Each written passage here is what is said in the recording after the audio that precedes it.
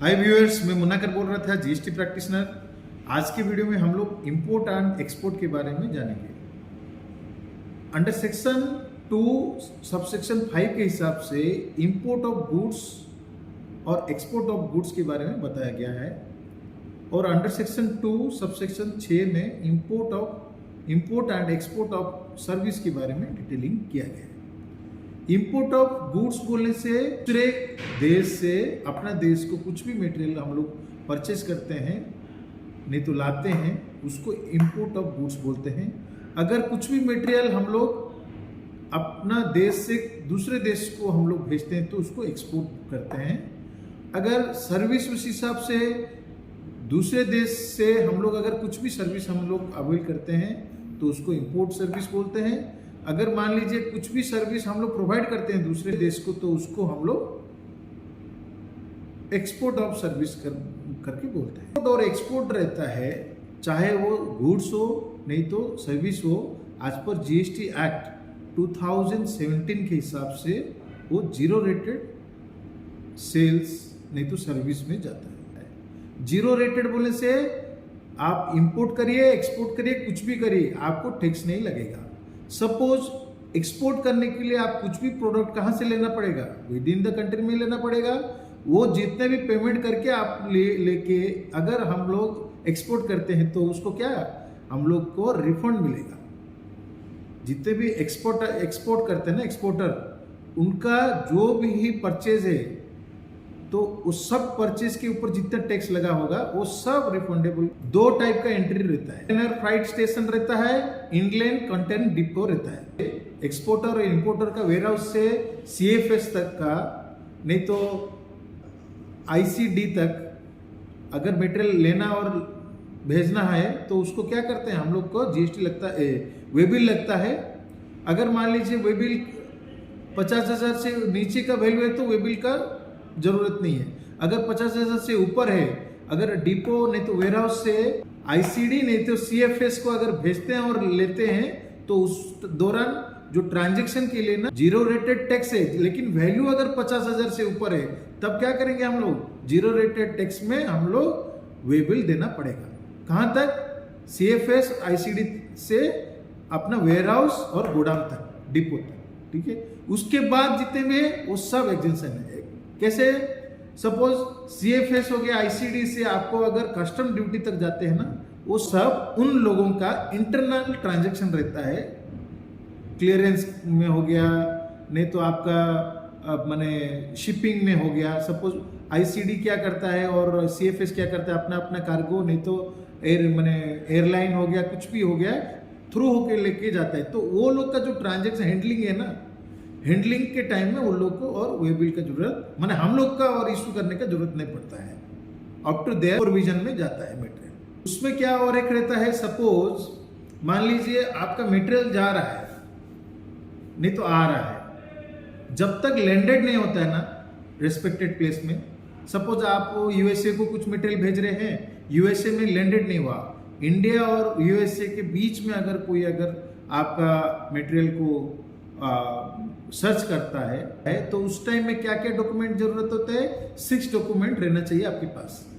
एक तो commercial invoice रहना चाहिए, हाई सेल्स एग्रीमेंट रहना चाहिए, बिल ऑफ लैंडिंग का रहना चाहिए, और सर्टिफिकेट ऑफ ओरिजिन रहना चाहिए, इनवॉइस रहना चाहिए, इंश्योरेंस सर्टिफिकेट रहना चाहिए। ये 6 एलिमेंट रहना चाहिए। हाई सेल एग्रीमेंट क्या है, आपका जो गुड्स का वैल्यू रहता है ए और बी, ए अगर यूएसए का है, बी इंडिया का है, कुछ भी मटेरियल इंपोर्ट कर रहा है ना, उस टाइम एक एग्रीमेंट रहता है, वो agreement between A and B के अंदर रहता है। तो वो एग्रीमेंट का पेपर भी वो कंसाइनमेंट, जो कंसाइनमेंट रहता है वो कंसाइनमेंट के साथ आना चाहिए, जाना चाहिए।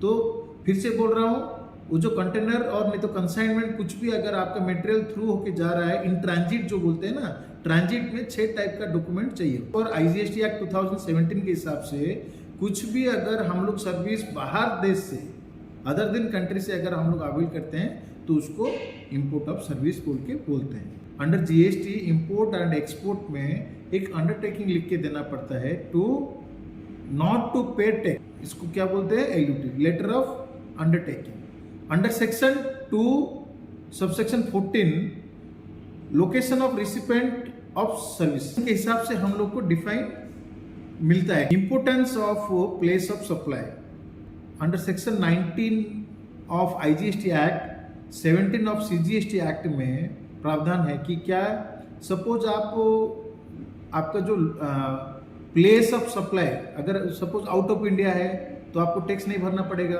अगर विद इन द इंडिया है, इंटर है, अगर आप प्रॉपरली आप अगर प्लेस ऑफ सप्लाई नहीं डिफाइन कर पाएंगे तो आपको टैक्स का जो बेनिफिट है उसको नहीं मिलेगा। सपोज अगर आप रिफंड क्लेम कर रहा है, सपोज रॉन्ग कैलकुलेशन में करके अगर आप रिफंड क्लेम किए बाद में पता चला तो उसको क्या करेगा डिपार्टमेंट, फिर उसको रेक्टिफाई करके जो भी अगर डिफरेंस है ना टैक्स का आपसे चार्ज करेगा विथ पेनल्टी और interest.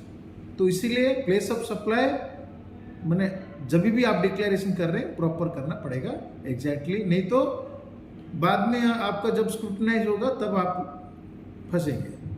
Information database access services OIDAR under section 13 subsection 12 book हो गया, नहीं तो कुछ मटेरियल हो गया, कुछ भी हम लोग इंपोर्ट कर रहे हैं तो ऑनलाइन में विदाउट एनी फिजिकल ई बुक हो गया, मान लीजिए फॉर एग्जांपल कुछ मैगजीन हो गया, कुछ भी सपोज ई थ्रू माने मैक्सिमम ई बुक के थ्रू क्या आप लोग क्या क्या कर सकते हैं, बुक खरीद सकते हैं, मैगजीन खरीद सकते हैं, कुछ भी इंफॉर्मेशन हो गया, नहीं तो कुछ कोर्स कर सकते हैं। तो इस सब में भी अपने को टैक्स एग्जेम्पशन है, टैक्स नहीं लगना चाहिए अगर हम लोग एक माने इंपोर्टर और एक्सपोर्टर है तो। Exports under GST. मर्चेंट जो है ना, मर्चेंट बोलने से जो ट्रेडर है, मैं तो अभी जो बोला इंपोर्ट एंड एक्सपोर्ट जो सर्विस एंड गुड्स हो गया, फिजिकली अगर कोई गुड्स आता है, फिजिकली कोई गुड्स आता है, कुछ सर्विस कोई देता है, कोई सर्विस लेता है, उसके बारे में देखें। अभी देखते हैं कोई अगर ट्रेडिंग करता है, बहुत सा ऐसा ट्रेडर है जो कि बाहर से मटेरियल मंगाते हैं और बहुत सा ट्रेडर ऐसे भी है कि इंडिया से हम लोग का बाहर भेजते हैं जबकि उनके पास कोई मैन्युफैक्चरिंग यूनिट नहीं है। ट्रेडर है, मर्चेंट रहता है, मतलब जो ट्रेडर है तो उसको भी जीएसटी का रजिस्ट्रेशन तो कंपलसरी लेना पड़ेगा, तभी जाके वो ट्रेडिंग कर सकता है एक्सपोर्ट का, नहीं तो इंपोर्ट का। Importer of goods and services में जैसे एलयूटी रखता था, नहीं तो टैक्स पेमेंट करना पड़ता था, उसके बाद रिफंड के लिए क्लेम करना पड़ता था, वैसे ही ट्रेडर को भी सेम प्रोविजन होता है।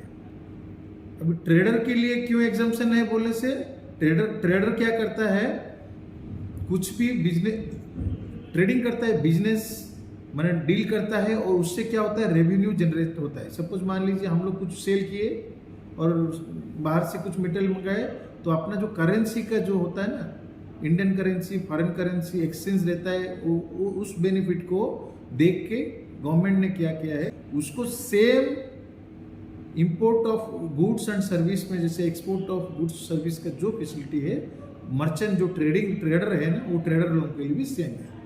जो रिफंड है ना वो स्टक हो जाता है, उसका रीजन क्या होता है, in proper maintain of books of accounts, नहीं तो डिक्लेरेशन अगर किए हैं तो रॉन्ग किए होंगे, नहीं तो जो रिक्वायरमेंट के हिसाब से आपके पास डॉक्यूमेंटेशन नहीं है। Mismatching of information outside India से, नहीं तो इन इंडिया से, अगर कुछ भी अगर आप कुछ इंफॉर्मेशन बोले वहां से कुछ इंफॉर्मेशन आ रहा है तो उसमें मिसमैच में वो रिफंड अमाउंट पे आपका स्टक हो जाने के चांसेस है।